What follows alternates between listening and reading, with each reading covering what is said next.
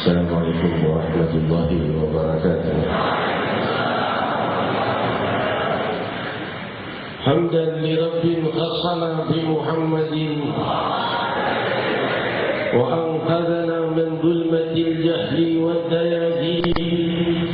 Alhamdulillahi alladhi hadana bi'abdihi al-mukhtar man da'ana ilayhi bil-idhni wa qad nadana labbaika ya man dallana wa hadana.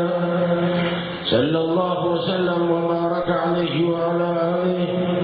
Alhamdulillahi alladhi jama'na bi hadzal majma'il karim. Walhamdulillahi alladhi jama'na bi hadhihi al-munasabah wa bi hadhihi al-jalsati at-tayyibati at-tahirah wa bi hadha ash-shahr al-'azim wa bi hadhihi al-layali al-'azim wa bi hadhihi al-jalsati al-mubarakah limpahan puji kehadirat Allah Subhanahu wa ta'ala yang Maha Tunggal mengatur segala kejadian sepanjang waktu dan zaman, Maha mengatur jumlah nafas hamba-hambanya diberi izin tinggal hidup di atas buminya, di dalam jasad yang miliknya, yang dicipta untuknya, diberikan kepada ruh, kepada hamba-hambanya ini alat-alat multi sempurna untuk melewati kehidupan yang sementara dan fana menuju kehidupan yang kekal dan abadi. Diberikanlah panca indera dan diberikanlah permukaan bumi beserta isinya, tiada lain agar hambanya meniti jalan menuju keridhaannya, dan hambanya menuju cintanya, dan hambanya mencapai kasih sayang ilahi, berlomba-lomba untuk mendekat ke hadirat Allah.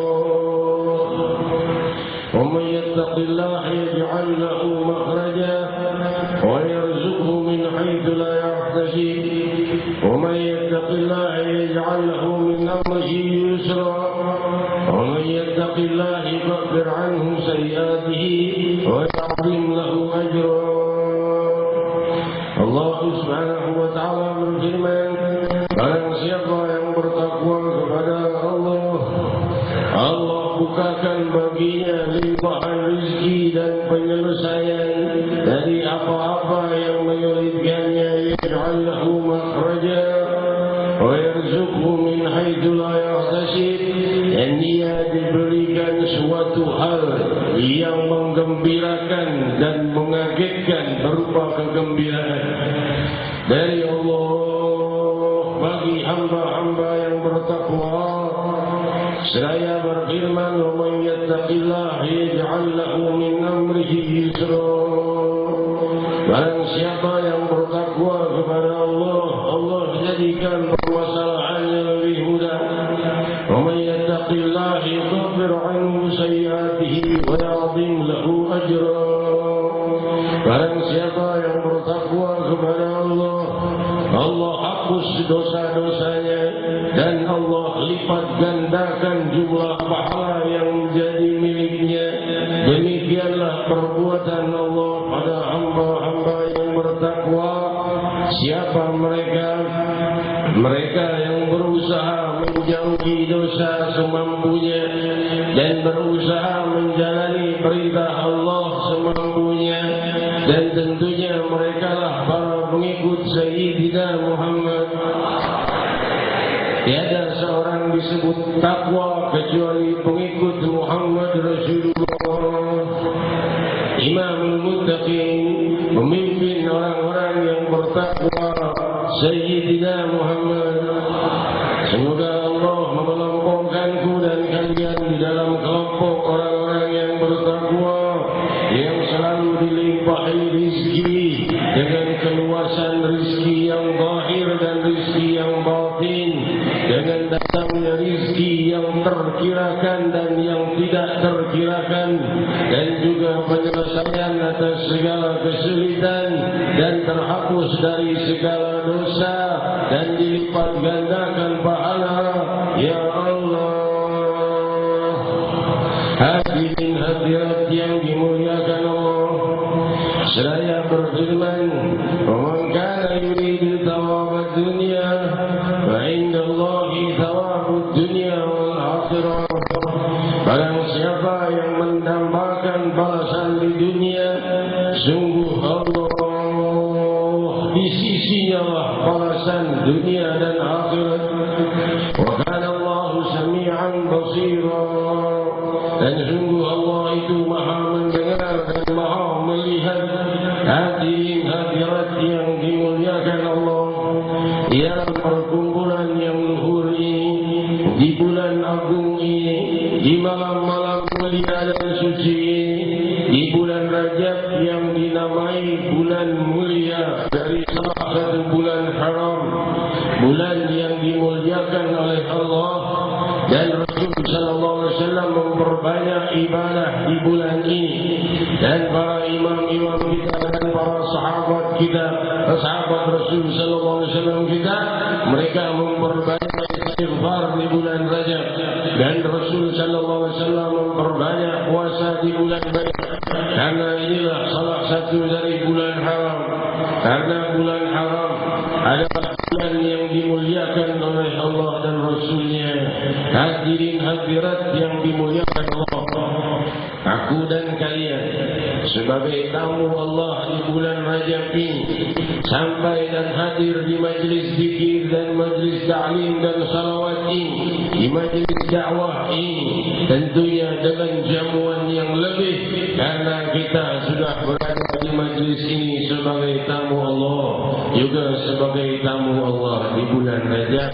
Dan pada hakikatnya manusia itu adalah tamu Allah pada setiap detik hidupnya. Selama ia masih hidup, ia adalah tamu Allah, ia dijamu oleh Allah. Maka fahamilah sahibul bait, fahamilah siapa yang kita kunjungi, yaitu Rabbul Alamin dalam setiap nafas kita. Karena setiap nafas kita hakikatnya kita tamu ilahi di buminya. Karena kita berada di bumi yang milik Allah, kita hidup dengan jasad yang kita tidak membeli dan tidak menciptanya, tapi dari Allah.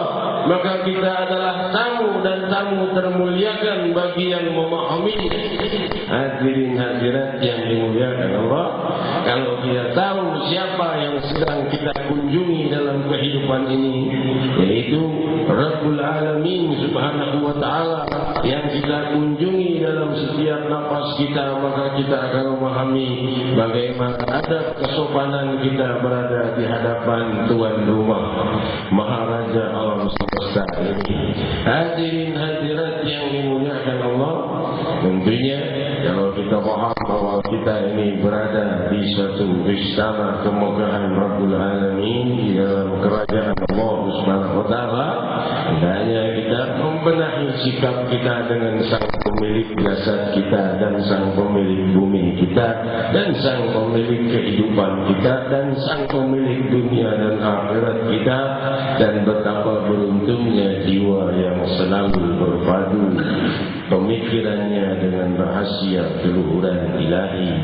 Hadirin hadirat yang dimuliakan Allah, Allah telah berfirman, "Man kana yuridu thawabad dunya fa indallahi thawabud dunya wal akhirah."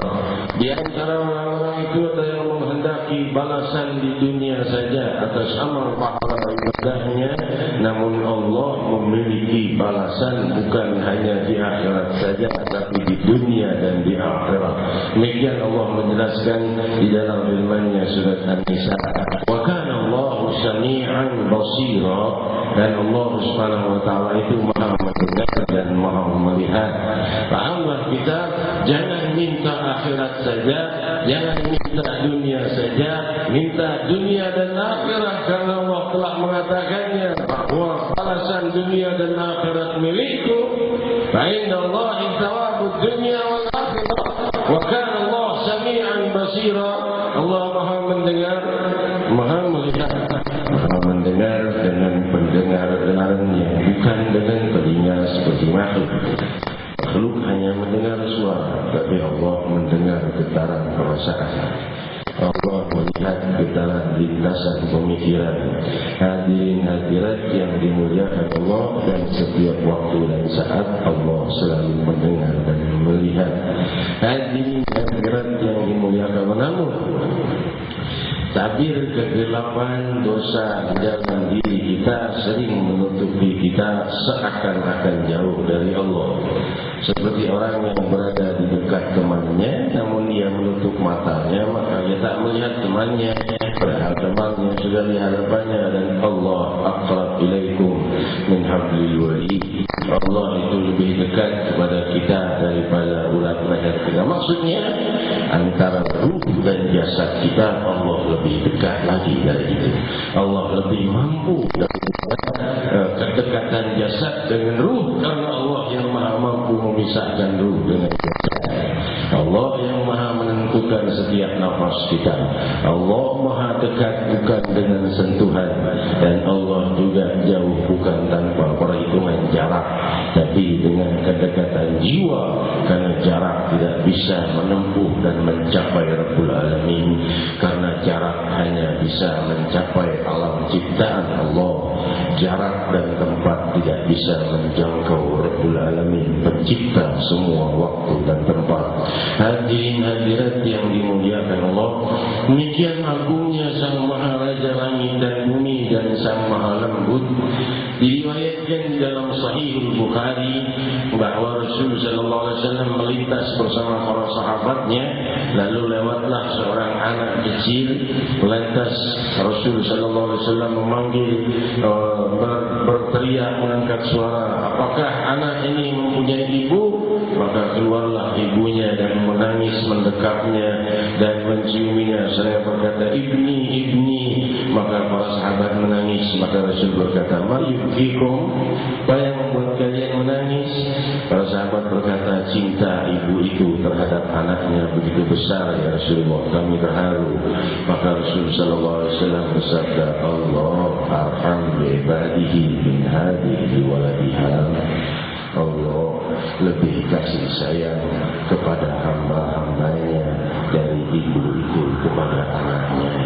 Saudara-saudariku yang dimuliakan, diriwayatkan di dalam Fathul Bari di Syarah Sahih Bukhari oleh Imam Ibnu Hajar al-Asqalani mensyarahkan makna hadis ini bahwa yang dimaksud di dalam hadis ini oleh Rasul sallallahu alaihi wasallam adalah orang yang wafat dalam keadaan bertobat dari dosa-dosa besar. Mereka yang tobat dalam keadaan iman, ya, dan sempat bertobat dari dosa-dosa besar, maka mereka tidak akan menyentuh api neraka. Karena kelanjutan dari hadis ini adalah dijelaskan oleh Imam Ibnu Hajar.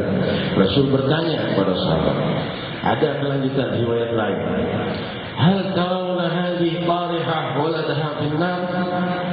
Apakah kiranya si ibu yang sedang memeluk anaknya itu mau melemparkan anaknya ke api? Para sahabat berkata, tidak mungkin wahai Rasul, tidak akan. Maka Rasul sallallahu alaihi wasallam menjawab, Allah lebih menyayangi hambanya dari ibu itu terhadap anaknya.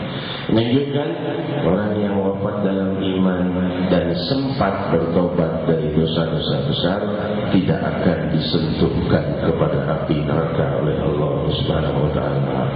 Jika diriwayatkan di dalam riwayat Imam Tabrani dan lainnya bahwa jadi disyarahkan oleh Imam Ibnu Hajar, dicantumkan di dalam Fathul Bari di Syarah Sahih Bukhari tentang hadis ini, yang terkait dengan hadis ini, bahwa Rasul sallallahu alaihi wasallam lewat di dekat wanita, seseorang wanita ibu-ibu yang berkata sedang menyalakan api unggun, kayu bakar sedang menyalakan. Wahai Rasulullah, Rasul berkata, labbaik wa sa'daik. Ya, apa yang bisa aku bantu, kata Rasul. Apakah betul Allah melemparkan hambanya seperti aku melemparkan kayu ini ke kayu bakar, hambanya yang beriman? Maka Rasul sallallahu alaihi wasallam pun menunduk dan mengalirkan air mata menangis. Saya bersabda, wallahi nafsi biyadihi, innahu la yutrihu ahadu ibadihi binnar illa man aba an yaqula la ilaha illallah inda mautih. Demi Allah, tiadalah Allah menaruhkan hambanya di dalam api kecuali mereka yang berat dan malas mengucap la ilaha illallah di saat wafatnya. Hadirin hadirat, demikian kelembutan Allah Subhanahu wa taala yang jauh lebih lemah lembut kepada kita daripada ibunda kita. Saudara-saudariku yang kumuliakan, jika kita memahami cintanya kepada kita, kita akan tenang di dunia dan akhirat, dan akan semakin tenang dengan cinta Rabbul Alamin Subhanahu wa taala. Namun Allah Subhanahu wa taala juga berfirman, asa an takrahu syai'an wa huwa khairul lakum. wa asa an tuhibbu syai'an wa huwa syarrun lakum wallahu ya'lamu wa antum la ta'lamun. Barangkali kalian menyukai sesuatu tapi itu sebenarnya adalah buruk bagi kalian. Barangkali kalian membenci sesuatu tapi itu baik bagi kalian. Allah Maha mengetahui dan kalian tidak mengetahui. Saudara-saudariku yang memuliakan, oleh sebab itu jangan buru-buru memvonis Allah Subhanahu wa taala dalam segala kejadian yang terjadi pada diri kita. Saya mencari pekerjaan tidak dapat, sudah doa, sudah sholat tahajud, orang lain tidak sholat, tidak beriman, malah cepat dapat pekerjaan. Barangkali 1-2 tahun atau 1-2 bulan penundaan akan membuat Allah melimpahkan yang jauh lebih luas kelak di masa mendatang padamu. Jangan sampai kita terjebak dengan kejadian saat ini karena kita tidak tahu kejadian di hari esok. Saudara-saudariku yang memuliakan, diriwayatkan dalam Sahih Al-Bukhari, jika salah seorang bersedekah, dia mengumpulkan uang dan ingin mendapatkan sedekah yang sir, pahala sedekah yang sembunyi-sembunyi tidak diketahui orang lain. Ia pun mengumpulkan uang, lalu malam-malam ia menutup wajahnya dengan kain, dia mencari orang yang mustahik, orang yang berhak. Lalu ia lihat ada seorang yang termenung di malam hari, dia saja duduk saja, tidak bicara, tidak apa, duduk saja begini dia. Ini orang tidak mampu, tengah malam masih belum tidur, masih duduk seperti ini. Lemparkan uang itu pada orang itu, dan dia pun pergi melarikan diri supaya orang itu tidak tahu dia yang membeli. Maka esokan harinya dia sudah gembira, sudah sedekah dan sedekah sembunyi-sembunyi. Esok harinya dapat kabar gempar kampung karena seorang pencuri dapat harta diberi orang yang tak dikenal. Dia berkata, lakal hamdu ya rabbal alamin. Wahai Allah, bagimu segala puji. Aku mau sedekah sembunyi-sembunyi, ternyata yang kuberi pencuri. Pencuri sedang menunggu kesempatan untuk mencuri, tidak di waktu untuk mencuri. Dikira ia seorang fukara, orang pencuri. Dia berkata, berarti aku tidak akan berhenti, aku akan lanjut lagi. Ia pun mengumpulkan uang lagi. Sudah terkumpul, ia keluar lagi di malam hari. Lantas ia melihat seorang tua renta yang berjalan tertatih-tatih dengan tongkatnya, pelan-pelan jalan, tidak ada yang menemaninya, tidak ada yang mendampinginya. Ini pasti orang susah. Dia lemparkan uang itu dalam sebuah kantong kepada orang tua itu dan dia pun lari pergi. Keesokan harinya gempar, orang terkaya di kampung itu yang paling fikir dapat sedekah sembunyi-sembunyi semalam. Maka ia pun berkata, lakal hamdu ya rabbal alamin. Wahai Allah, bagimu segala puji. Aku jadi memberi orang yang paling kaya, yang paling fikir. Tidak berguna sedekahku. Yang pertama diberikan kepada pencuri, yang kedua ternyata salah beri juga, diberikan kepada orang kaya yang paling fikir. Lantas ia tidak kapok, tapi ketiga kalinya ia berbuat, ia mencari wanita saja. Dia lihat, ini wanita sedang duduk, maka diberikan padanya harta itu. Dan keesokan harinya gempar lagi kampung itu. Seorang pelacur mendapatkan sedekah yang sembunyi-sembunyi, berbayaran cukup 3 kali. Lakal hamdu ya rabbal alamin wa 'alal bakhil wa 'alal fajir. Wahai Allah, sudah cukup ini. Pencuri yang kuberi, yang kedua orang kaya paling fikir, yang ketiga pelacur. Sudah, aku tidak mau bersedekah lagi. Maka Allah Subhanahu wa ta'ala tunjukkan beberapa tahun kemudian bahwa Allah Subhanahu wa ta'ala membukakan kemuliaan dari uang halal yang dia berikan itu jauh lebih daripada maksud yang dia kehendaki. Dia inginkan beri kepada orang berharap, tapi Allah sampaikan uangnya kepada pencuri. Pencuri biasa makan uang haram, maka ia terus mencuri. Malam itu pencuri itu dapat uang halal darinya karena ia ingin sedekah sembunyi-sembunyi. Hati hadirin hadirat, karena harta yang haram itu mempengaruhi tubuh kita, harta yang halal juga mempengaruhi. Kalau harta yang halal mempengaruhi kita untuk lebih ingin ibadah, maka pencuri itu mendapatkan itu, ia bersyukur, subhanallah, aku selama ini terus mencuri, sekarang Allah beri. Dia pun tobat. Tidak lama orang ini yang sedekah yang pertama, setelah sekian tahun dia dengar kabar ada seorang wali Allah yang wafat. Maka dia mendatangi jenazahnya. Dia lihat, kalau nggak salah kan dulu aku pergi kita pencuri. Dia berkata, ini orang asal muasalnya dari mana? Iya, dulu pencuri dia. Gara-gara dia dapat uang di tengah malam diberi oleh seorang penyedekah yang tidak dikenal, ia taubat sampai dia menjadi wali Allah Subhanahu wa taala. Allah sampaikan ke derajatnya menjadi wali Allah dari harta orang ini karena sedekahnya sembunyi-sembunyi dan ikhlas niatnya, walaupun nyampe dia kepada pencuri. Yang kedua, maka ia pun berkata, wahai Allah, selesai janjiku dari yang pertama yaitu pencuri. Lalu bagaimana dengan orang tua yang kikir? Orang tua yang kikir itu tidak berapa lama ia membangun suatu rumah untuk sedekah untuk yatim dan anak-anak miskin dan fukara. Kenapa? Karena ia jadi taubat.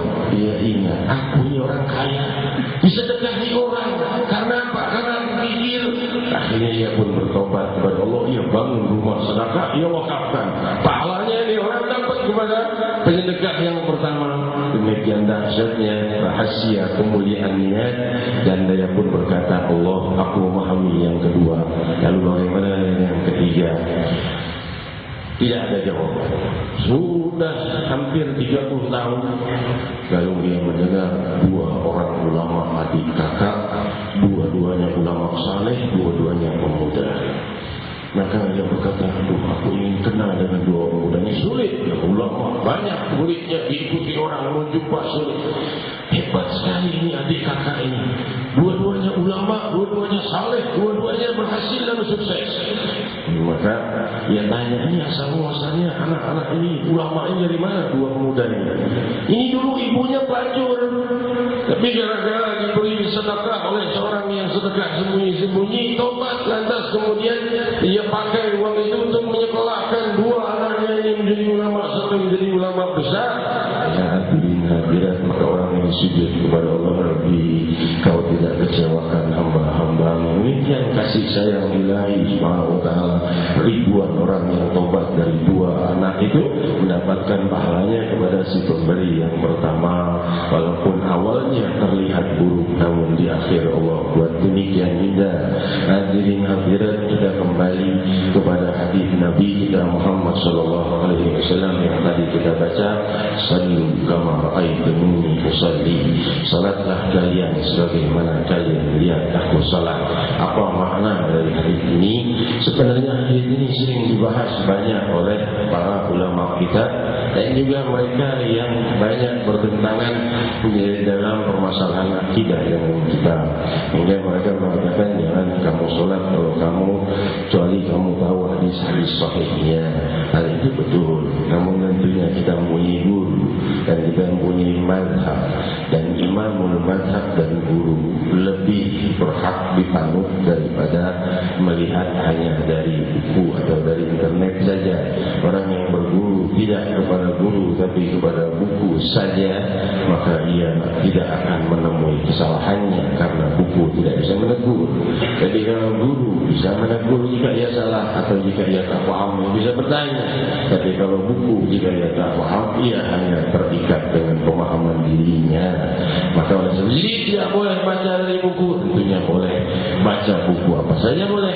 Namun kita harus mempunyai satu guru yang bisa kita tanya jika kita mendapatkan masalah. Ini di Jakarta banyak, kalau Jakarta ustaz dan guru dalam tajwid, tauhid, fikih, syariat, salus dan lainnya. Jakarta penuh alhamdulillah dengan ulama. Namun saudara-saudari kita yang di luar negeri, di luar kota yang juga menyaksikan acara ini di streaming website secara langsung www.majelisrasulullah.org, barangkali sebagian di antaranya yang sulit menemui guru, maka carilah guru walaupun di luar kota wilayahmu.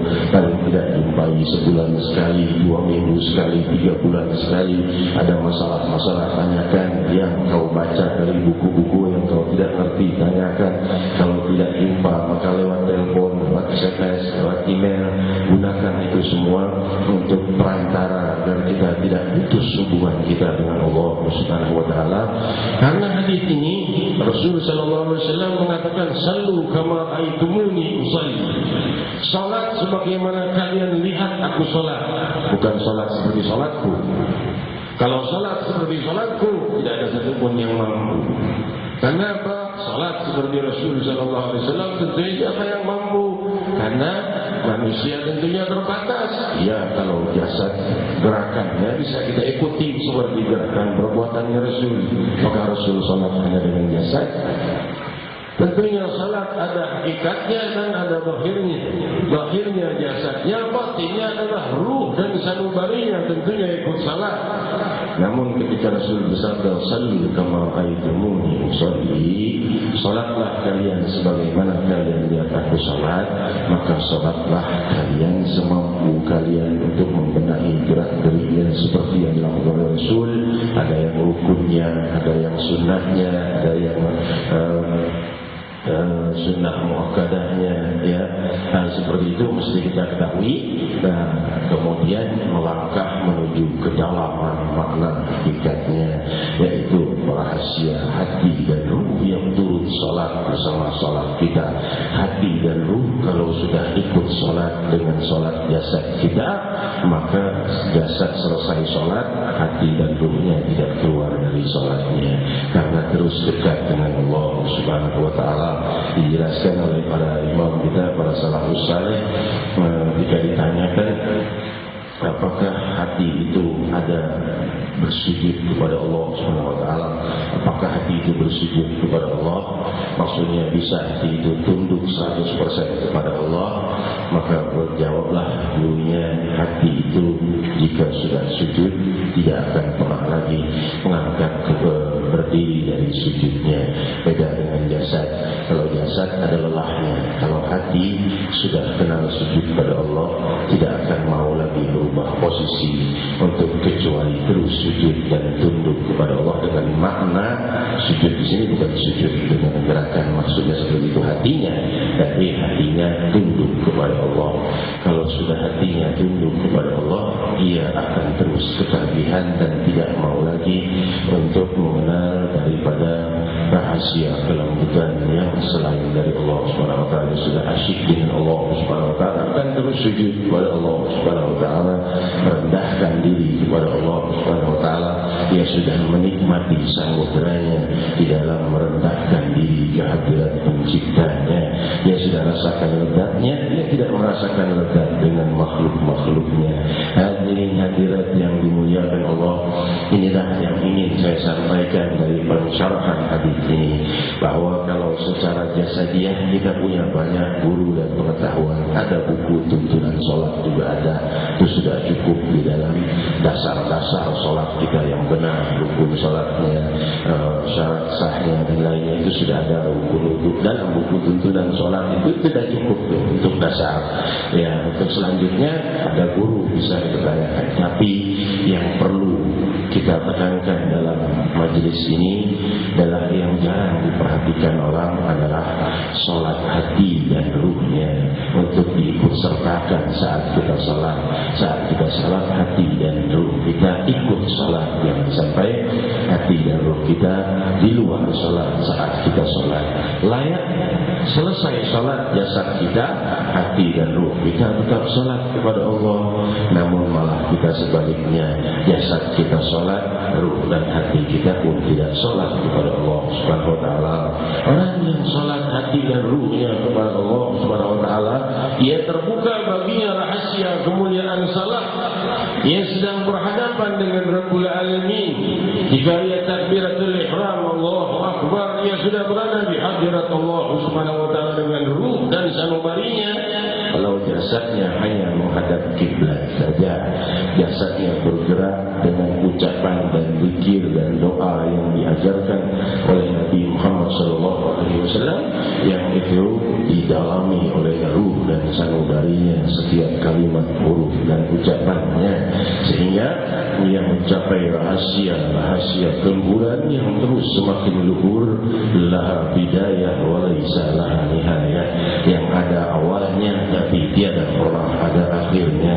Rahasia keluhuran kehidupan Muhammad yang membuat kita tenang di dunia dan di akhirat, maka warisilah salatnya Sayyidina Muhammad sallallahu alaihi wasallam sebagaimana sabda beliau, salatlah kalian sebagaimana kalian melihat aku salat.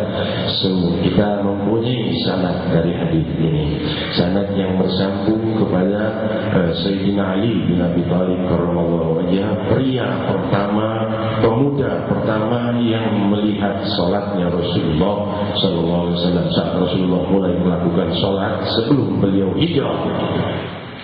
Rasul melakukan salat yang pertama kali melihatnya Sayyidatina Khadijah radhiyallahu anha, istrinya Rasulullah sallallahu alaihi wasallam. Ini Rasul berbuat seperti ini, aneh bergerak seperti ini. Ada apa nih suamiku berbuat seperti ini? Yang kedua yang melihatnya Sayyidina Ali bin Abi Thalib karramallahu wajhahu radhiyallahu ta'ala, dan kemudian dilanjutkan para kerabat dan masuklah Islam Sayyidina Khadijah dan masuk Sayyidina Ali dalam Sayyidina Abu Bakar Siddiq radhiyallahu anhu warḍah. Hadirin hadirat yang dimuliakan Allah, kita mempunyai sanad tentang hadis sallu kama ra'aitumuni usalli kepada Sayyidina Ali bin Abi Thalib dari guru kita dari guru mulia kita, dari guru beliau, dari beliau sampai kepada Sayyidina Ali bin Abi Thalib yang memandang salatnya Rasulullah sallallahu alaihi wasallam. Sanad kemuliaan salat ini saya ijazahkan pada hadirin hadirat hingga setiap kali salat kita sudah bersambung sanadnya dengan salatnya Rasulullah sallallahu alaihi wasallam secara ruhiyah. Tinggallah secara sanubarimu dan jasadmu ikuti dan pelajari dan dalami, tapi secara ruhiyah salat kita silsilahnya, rantainya sudah bersambung dengan salatnya Rasulullah sallallahu alaihi wasallam. Sallu kama ra'aitumuni usalli, salatlah kalian sebagaimana kalian melihat aku salat.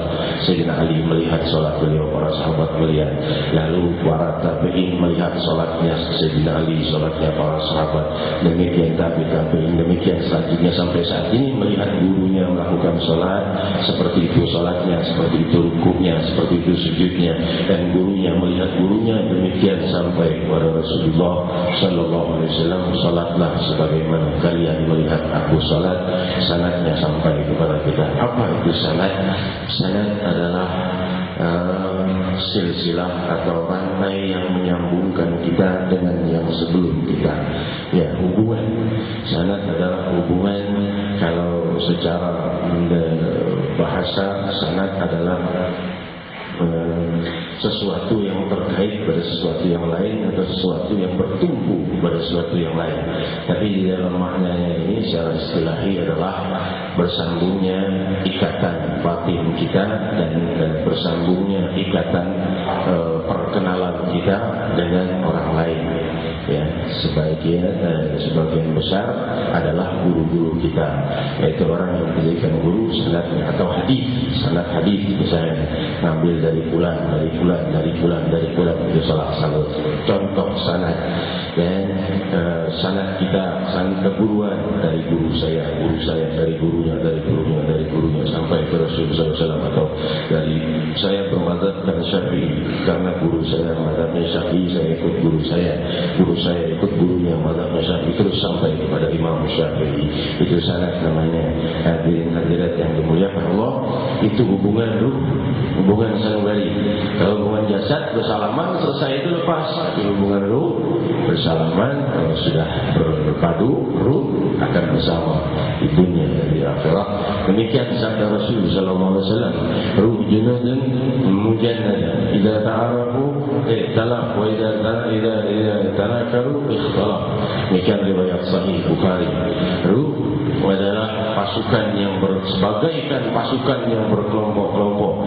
Jika sudah saling berkenalan, saling menyayangi, menyukai, maka ruhnya pun bersama. Jika sudah saling berselisih, maka ruhnya pun berpisah.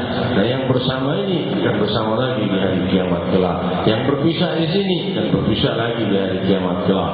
Nah, sanad dan ijazah silsilah ini menyambungkan kita dengan para guru-guru kita yang terdahulu, supaya kita bersama mereka walaupun tidak sehidup sezaman dengan para imam-imam dan dengan para sahabat dan dengan Rasul sallallahu alaihi wasallam, tapi ruh kita sambungkan dengan mencintai mereka, dengan mengikat sanad ini kepada mereka sampai kepada Rasulullah SAW, hingga kita tidak pisah dengan beliau di akhirat nanti. Hadirin hadirat yang dimuliakan Allah, demikian banyak rahasia keluhuran yang dilimpahkan Allah Subhanahu wa taala di dalam salat. Dan rahasia kemuliaan salat itu muncul di bulan Rajab ini, awal muasalnya untuk kita, yaitu di malam Isra wal Mi'raj, pada malam yang akan datang. Dan insyaallah berkumpul di Monas dalam perayaan Isra wal Mi'raj Nabi Muhammad sallallahu alaihi wasallam, di malam naiknya Rasul sallallahu alaihi wasallam ke Hadratullah. Di malam itu kita berzikir dengan ya Allah 1000 kali untuk memanggil nama Rabbul Alamin. Kenapa harus banyak-banyak? Karena Allah berfirman, "Wadkuruni azkurkum." Ingatlah kalian kepadaku, maka aku akan ingat kepada kalian.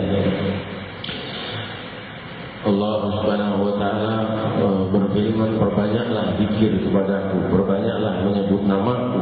Demikian Allah Subhanahu wa taala merintahkan kita, dan semakin kita banyak menyebut nama Allah, maka kita semakin dekat kepada Allah. Maka kita menyebutnya, berzikir sebanyak 1000 kali bersama-sama di dalam zikir agung, tepat di malam 27 Rajab, di malam Mi'rajnya Nabi Muhammad SAW menghadap Allah Subhanahu wa taala. Kita berniat di malam itu kita juga dibagikan rahasia kemuliaan yang Allah tumpahkan kepada Nabi dan para aulia dan salihin dan siddiqin. Dari rahasia kemuliaan yang Allah limpah ruahkan di malam Mi'raj, kita juga kebagian karena berzikir kepada Allah. Jakarta adalah ibu kota negara muslimin terbesar di dunia.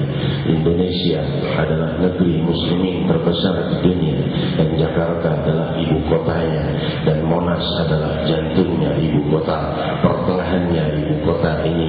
Dan di tempat itu kita berkumpul, alhamdulillah jika 1-2 orang, tapi alhamdulillah semoga di atas 1 juta yang berkumpul jantung ibu kota negara muslimin terbesar di muka bumi, berzikir dengan zikir ya Allah 1000 kali. Semoga cahaya zikir itu membias kepada sisa kehidupan kita di dunia dan di akhirat selalu dalam keluhuran. Dan semoga cahayanya juga membias, menerangi sekitar, khususnya ibu kota dan juga bangsa kita dan seluruh barat dan timur yang kesemuanya berada di dalam satu rantai dengan kita, karena bersama-sama muslimin muslimat. Dan ini negeri muslim terbesar di dunia, dan inilah ibu kotanya, dan inilah jantung ibu kotanya, yaitu Monas nanti tanggal 9 Juni malam Sabtu depan. Demikian hadirin hadirat yang dimuliakan Allah. Saya tidak berpanjang lebar menyampaikan tausiah. Ada 2 hal yang ingin saya sampaikan. Yang pertama adalah para saudara-saudari yang ingin menjadi panitia atau kru di acara event besar, untuk mendaftarkan dirinya ke Ustaz Supran atau Ustaz Muhammad Kalbi, atau saudari Aisyah Najmatul Nisa, atau saudari Maya untuk kaum wanita. Kenapa? Karena kita kekurangan kru. Terus terang saja kita kekurangan kru untuk event besar. Kalau untuk event acara setiap malam sudah cukup. Tapi kalau untuk event besar, kru kita 360 orang. 1 juta yang mau diatur, gimana caranya? Kalau 500.000, 600.000, 100.000 juga atur 360 orang. Tapi alhamdulillah acara aman, tertib dan terkendali. Alhamdulillah dengan keberkahan dan sakinah dari Allah Subhanahu wa taala. Jadi kita kekurangan kru. Hadirin hadirat yang punya waktu, itu tugasnya tidak panjang, dari kira-kira 2-3 jam sebelum acara sampai kira-kira 2-3 jam selepas acara selesai. Setelah itu cuma ada pertemuan barangkali nanti malam Kamis atau malam Rabu, diatur sama Ustaz Supran, ada pertemuan dengan saya, kru yang mau mendaftarkan diri. Mudah-mudahan bisa menjadi terlibat di dalam pembenahan acara agung ini supaya lebih aman, lebih tertib dan lebih terkendali. Demikian yang pertama yang mau jadi kru, rijal dan nisa, kaum wanita dan kaum pria. Yang kedua, pengumuman bahwa saya masih hidup. Ini saudara-saudariku di luar menyebar pengumuman SMS Habib Munzir wafat. InsyaAllah wafat semua kesusahannya. hadirin yang dimuliakan Allah, lucu ya, dia orang yang iseng tapi akhirnya nyebarnya sampai kemana-mana. Yang saya dengar Ustaz Yusuf Mansur sudah sholat gaib di Bandung, juga di Banyuwangi ini sudah banyak yang sholat gaib untuk saya. Pengumuman saya masih hidup, alhamdulillah. Hadirin yang dimuliakan Allah, ini saya bicara sampaikan. Kalau ada yang mengatakan saya wafat, alhamdulillah saya lihat sendiri Habib Mujid masih hidup. Ya. Juga yang di internet ini bukan secara rekaman, secara langsung. Ya, lihat yang di Kuala Lumpur, yang di Jawa Timur, Jawa Barat, di Banjarmasin, yang di mana semuanya lihat saya kalau dia alhamdulillah malam Selasa kemarin ada sedikit demam karena meriang dan sebagainya. Alhamdulillah malamnya sembuh, siap insyaallah untuk menjalankan tugas kita masing-masing membenahi bumi Jakarta menjadi kota Sayyidina Muhammad, kota kedamaian, kota zikir, kota aman, kota tenang, bukan kota narkoba, bukan kota miras, bukan kota zina, bukan kota kesulitan, tapi kota zikir, kota yang tenang dengan kedamaian. Amin, Allahumma amin.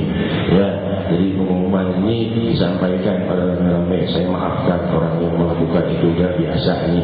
Kalau kita mau adat benar-benar besar, pasti ada fitnah aja. Bukan pasti, lebih sering ada fitnah.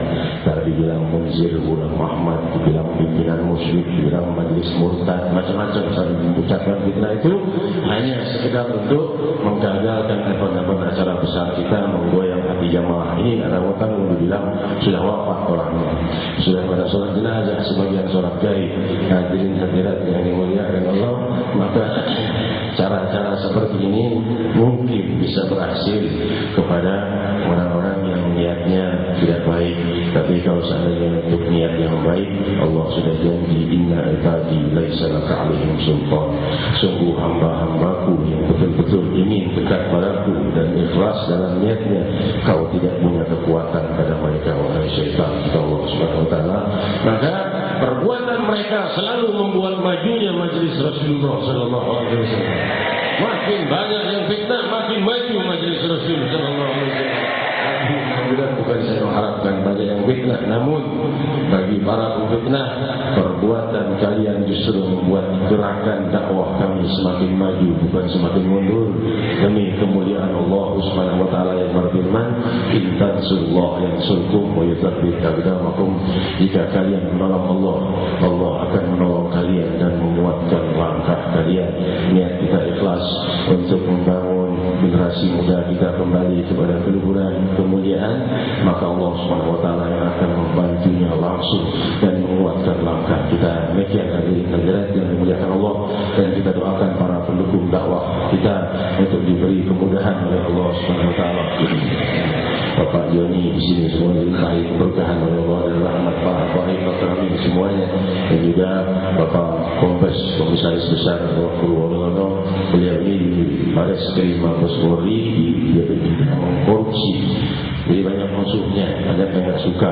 Semoga Allah singkirkan segala kesulitan, segala kesalahannya. Yang sudah jujur, banyak musuhnya, banyak yang tidak suka, banyak yang fitnah dan lain sebagainya. Allah cabut seluruh kesulitannya, Allah gantikan dengan kemudahan. Amin, Allahumma amin. Agar bisa terus tenang, konsentrasi dalam tugasnya dan dalam perjuangannya bersama kita mensukseskan gerakan dakwah kedamaian ini. Demikian hadirin hadirat yang saya sampaikan. Salam untuk semua saudara-saudariku.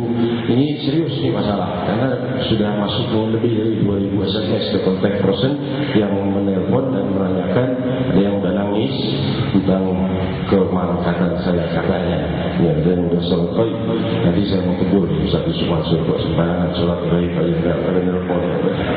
Sembarangan sholat gaib di Bandung, jaganya Ustaz Yusuf. Sekarang sering saya kesan dengan saya, tapi barangkali saya ganti nomor, dia tidak tahu nomor saya yang baru. Sudah sholat gaib, bisa ambil jelas seperti itu. Subhanallah, di Banyuwangi sudah sholat gaib, kan lucu. Ya, jadi nanti kalau saya mau wafat, saya kabari dulu supaya ada. Selepas ini kita baca doa kasidah untuk mengingat perjuangan dakwah Nabi kita Muhammad sallallahu alaihi wasallam. Dan setelah itu baru doa penutup dan kalimat tauhid. Demikian hadirin dari dimuliakan Allah. Sampaikan kepada teman-temanmu, tenang aja, semoga kita semua panjang umur, semua dilimpahi keberkahan, semua dilimpahi kedamaian, semua dilimpahi